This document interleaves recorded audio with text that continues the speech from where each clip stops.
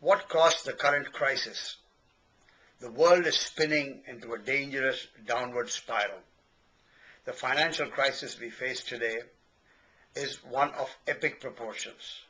It's not sure whether it's greater than the Great Depression or not, but that is a moot comparison and not very essential.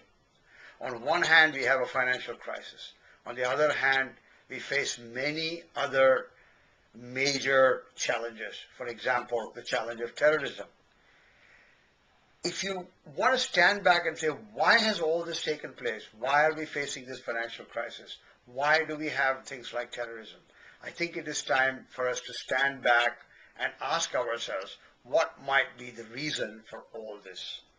Because I think the financial crisis can only be described as financial terrorism, just as there is a human terrorism on the other side.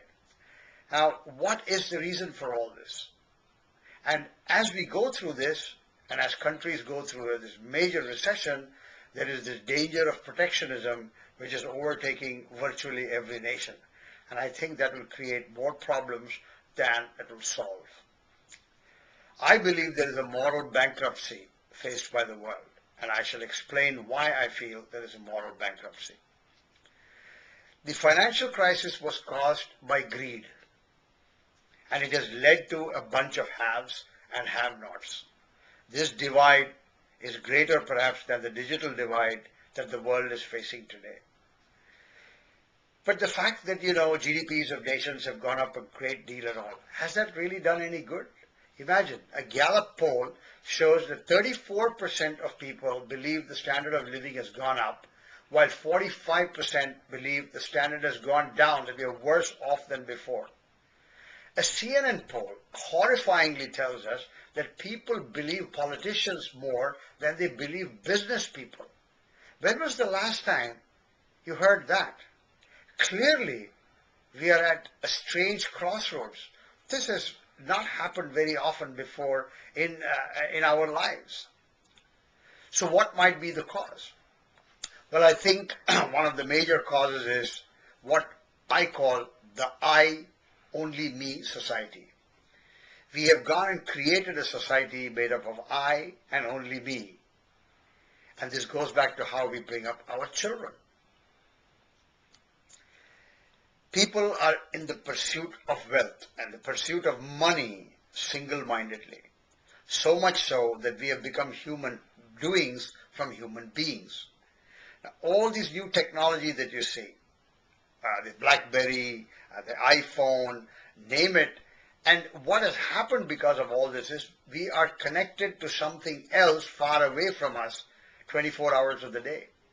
So even while we sit with our children, we are not thinking about our children. We are not thinking about what's going on right next to us. We are thinking about being connected to someone else or something else far, far away. So the dinner table conversations have changed. There is not enough conversation about what is good, what is right, and how our children should be looking at the world and what kind of upbringing we should be providing them.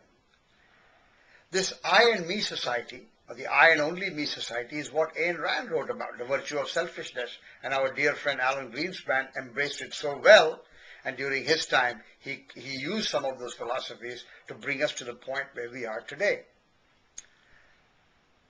As a result of this, what has happened is all kinds of appreciation is entirely monetary. Every appreciation that we want appears to be monetary. And this, I believe, has created this digital version of one-dimensional human beings. Money matters, nothing else. And this pursuit, this blind pursuit of money, is what has brought us to this problem. Why else do you think the Joe Casanos of this world at AIG would create products like CDOs and CDSs, give them exotic names, and create this monster that no one can now control? It's not just the financial world. Look at business schools. Business schools are continuing to support what we as parents are doing with our children. There is not much explanation or education on ethics. It's all about how can you outwit the other, outsmart the other. Is there a quick way to make a buck? And most of the business schools, one way or the other, knowingly or unknowingly, are instilling this in business graduates. And when they come out, what are they looking for? A quick killing. Well, a quick killing leads to the kind of financial meltdowns that we have faced today. So things like bravery, kindness, hard work, selfishness are just not there in the lexicon. We are so influenced by the media. Just think about the quality of ads we see today. There is hardly an ad that talks about the virtue of bravery, the virtue of kindness, the virtue of hard work, or the virtue of selfishness. Almost all the ads deal with flashy cars, huge houses, the Donald Trump-like characters, and everything seems to be geared about how much more can you get for yourself. Look at our athletes. We give them huge bonuses for using steroids. And then a guy says sorry and walks away, and we think it's fine. We idolize these athletes, and the media shows them again and again, making the younger generation think, this is how you make your money. This is how I can make a quick buck and become a worthy person soon enough. So what has happened really is the upbringing has got a problem.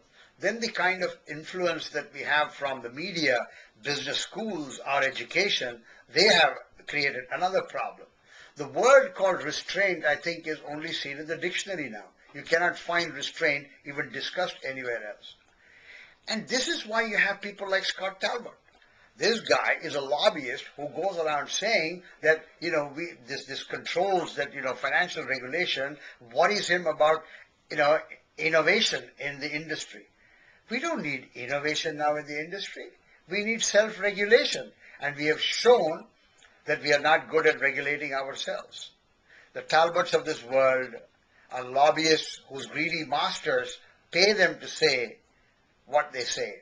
Because those greedy masters, the top CEOs of great companies, of big companies, want the world to be the way it is, because that's the only way they will make their money.